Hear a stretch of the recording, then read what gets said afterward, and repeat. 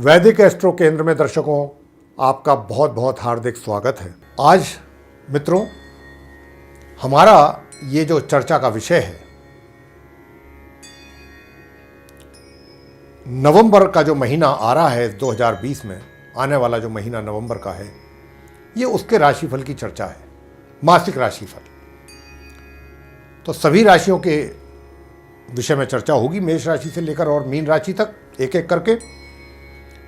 और जैसा कि हम सदैव ये बात आपसे करते हैं कि ये जो राशिफल हम लेकर आते हैं आपके सम्मुख, ये पूर्णतया ग्रह गोचर के आधार पर तैयार होता है। जो ग्रहों की गोचर में जो संचार स्थिति है, उसी के आधार पर ये हम आपको ये राशिफल की चर्चा करते हैं आपके साथ। तो आइए चर्चा आरंभ करते हैं। और कहां से चर्चा आरंभ करते हैं कि जो नवंबर के महीने में ग्रहों की गोचर में जो स्थिति रहने वाली है, पहले उससे आपको अवगत कराते हैं और उसके बाद फिर हम आपके साथ चर्चा करेंगे आपके राशिफल के विषय में। तो सूर्य जो कि वर्तमान में अपनी नीच राशि तुला में संचार कर रहे हैं, 16 नवंबर को ये राशि से निकल करके अपनी मित्र राशि वृश्चिक में प्रवेश करेंगे, जहां पर इनकी युति अपने शत्रु ग्रह केतु के साथ बनने जा रही है। मंगल ग्रह जो कि वक्री अवस्था में अपनी मित्र राशि मीन में संचार कर रहे हैं, 14 नवंबर को ये होंगे मार्गी। बुध जो कि अपनी मित्र राशि तुला में संचार कर रहे हैं, वक्री एवं उदय अवस्था में अपने मित्र सूर्य ग्रह के साथ, लेकिन 3 नवंबर को ये होंगे मार्गी तथा 26 नवंबर को होंगे पूर्व में अस्त तथा 28 नवंबर को ये तुला राशि से निकलेंगे और अपनी सम राशि वृश्चिक में करेंगे प्रवेश, जहां पर इनकी युति अपने मित्र सूर्य और केतु के साथ बनेगी। गुरु बृहस्पति मार्गी एवं उदय अवस्था में अपनी स्वयं की राशि धनु में संचार कर रहे हैं, लेकिन 20 नवंबर को ये करेंगे अपना राशि परिवर्तन तथा अपनी स्वयं की राशि धनु से निकलकर अपनी नीच राशि मकर में करेंगे ये प्रवेश, जहां पर इनकी युति अपने समग्रह शनि के साथ बनने जा रही है। शुक्र जो कि वर्तमान में अपनी मित्र एवं नीच राशि में संचार कर रहे हैं उदय एवं मार्गी अवस्था में, लेकिन 16 नवंबर को ये इस राशि से निकल करके अपनी स्वयं की राशि तुला में करेंगे प्रवेश। शनि अपनी स्वयं की राशि मकर में मार्गी एवं उदय अवस्था में ही पूरे माह इसी प्रकार ही संचार करते रहेंगे, लेकिन 20 नवंबर से इनकी जो युति है, इनका साथ जो है वो अपने समग्रह गुरु के साथ बनने जा रहा है। राहु अपनी मित्र राशि वृषभ में पूरे महासंचार करते रहेंगे, केतु अपनी मित्र राशि वृश्चिक में पूरे महासंचार करते रहेंगे, लेकिन 16 नवंबर से इनकी युति सूर्य के साथ बनने जा रही है तथा 28 नवंबर से बुध के साथ भी इनकी युति यानी इनका साथ बनेगा। तो ये था मित्रों ग्रहों का गोचर में स्थिति महानवंबर में। अब जो इन ग्रहों के स्थिति के आधार पर राशिफल तैयार हुआ है, अब उसकी चर्चा आपके साथ होगी। अब हम चर्चा करेंगे जो कन्या राशि के जातक हैं, उनका महानवंबर 2020 का राशिफल क्या कहता है। और इस राशिफल में सबसे पहले आपके व्यवसाय के विषय में जानेंगे। तो मित्रों, आप कन्या राशि के जातकों को बताना चाहते हैं कि इस नवंबर माह में आपके नौकरी या व्यापार के जो हालात हैं, चाहे आप व्यापार करते हैं या नौकरी करते हैं, वो सामान्य बने रहेंगे दोनों में। यानी आपके जो भी कार्य अपने कार्य क्षेत्र से जुड़े हुए हैं, वह बिना किसी विघ्न और बाधा के पूरे होते रहेंगे। अगर कोई समस्या आती भी है तो स्वतः ही दूर हो जाएगी, लेकिन आपको कुछ विशेष बातों का अवश्य ध्यान रखना होगा, अन्यथा आपको अपने विभाग में ही हो सकता है कि लज्जित होना पड़ जाए, शर्मसार होना पड़ जाए। सभी के साथ अपना व्यवहार एक तो नरम रखिएगा, सॉफ्ट, पोलाइट रहें। किसी भी कार्य को गलत तरीकों से करने का प्रयोग ना करें। कोई भी कार्य गलत तरीकों को एडॉप्ट करके, उनको अपना करके, प्रयोग करके उन्हें पूरा करने की चेष्टा ना करें। बिना वजह किसी के भी साथ आप वाद विवाद में ना पड़ें, उलझे ना, दूर रहें। ना ही किसी के लिए ऐसे शब्दों का प्रयोग करें जिसके कारण अनावश्यक रूप से आपके लिए समस्या पैदा हो और आप उसमें उलझ जाएं। इस प्रकार के हालात माह के आरंभ से लेकर माह के मध्य तक ज़्यादा रहने वाले हैं, बहुत अधिक। उसके पश्चात हालात कुछ सामान्य होंगे। महामध्य से माह के अंत के बीच सुंदर राजयोग का निर्माण हो रहा है ग्रहों के द्वारा।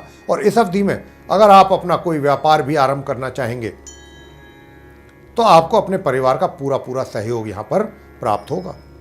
इस अवधि में आपका पराक्रम भी बढ़ेगा इस समय अवधि में, और आप अपने कार्यों में बहुत अधिक रुचि भी लेंगे तथा सफलतापूर्वक आगे की ओर अग्रसर होंगे। वित्तीय स्थिति, माह के आरंभ से मध्य के बीच खर्चों की अधिकता रहेगी मित्रों, तथा धन के आगमन में कुछ कमी भी रहेगी, लेकिन माह मध्य से माह के अंत तक आय के साधन बनेंगे, आय होगी तथा धन का ठहराव भी होगा।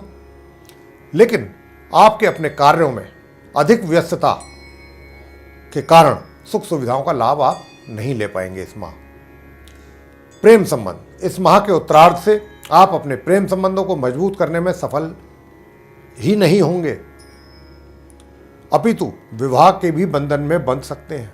खाली प्रेम संबंध तक ही बात नहीं होगी, विवाह तक भी बात जाएगी।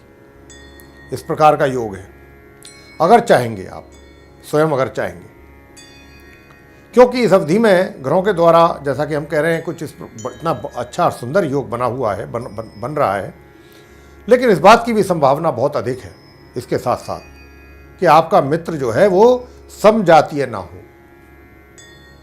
ये भी ग्रह इस ओर भी इशारा कर रहे हैं। पारिवारिक संबंध, इस माह के आरंभ से मध्य के बीच आपको अपनी ओर से इस बात का विशेष ध्यान रखना होगा कि आपके अपने व्यवहार में किसी प्रकार की भी कोई त्रुटि ना हो, क्योंकि आपकी छोटी सी किसी गलती से ही परिवार के सदस्यों के साथ आपके संबंधों पर उसका प्रभाव पड़ सकता है। हालांकि महामध्य के उपरांत आपको अपने परिवार की ओर से पूरा सहयोग प्राप्त होने जा रहा है। विवाहित व्यक्तियों के वैवाहिक जीवन में कुछ थोड़ी सी समस्याएं रह सकती हैं। शिक्षा, छात्रों को उनकी शिक्षा प्राप्ति को लेकर चल रहे प्रयासों में सामान्य ही परिणामों की प्राप्ति हो पाएगी। अपनी शिक्षा को लेकर अपने प्रयासों को जारी रखें आप, हम यही आपसे कहना चाहते हैं, पूरी गंभीरता के साथ, तभी आप सफलता की आशा कर सकते हैं।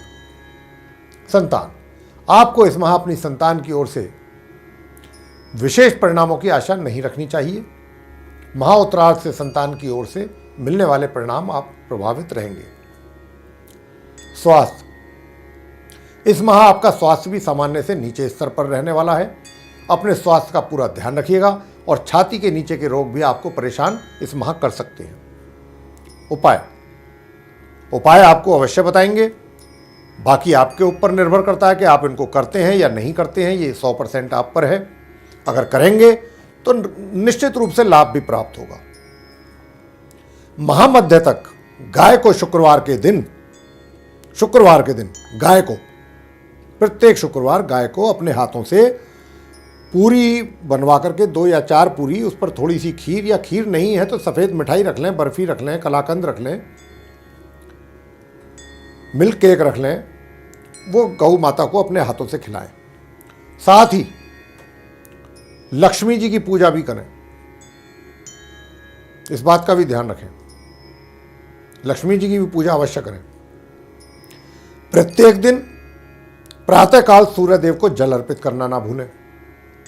महामध्य से गुरुवार के दिन, जब माह का मध्य आएगा, तब से गुरुवार के दिन केले के वृक्ष की पूजा करनी आरंभ कर दें और किसी धार्मिक स्थल पर पीली मिठाई जैसे हो मोतीचूर के लड्डू, बेसन के लड्डू इत्यादि, वो आप दान करके आएं महामध्य से गुरुवार के दिन। ये आपने करना है। ये उपाय हैं, बहुत साधारण उपाय हैं, कर सकते हैं आप। और ये था आप कन्या राशि के जातकों का राशिफल उपायों के साथ। आपको पसंद आया है तो आप इसको लाइक कीजिए, शेयर कीजिए तथा चैनल को सब्सक्राइब करना ना भूलें। साथ ही जो बेल आइकन है उसको भी अवश्य दबाएं, ताकि जो भी आने वाले दिनों में हमारे नवीन कार्यक्रम हैं, उनके वीडियोस हैं, वो आप तक आसानी से पहुंच पाएं और उनका भी आप समय अनुसार लाभ प्राप्त कर सकें। इसी के साथ बहुत बहुत धन्यवाद। जय माता दी।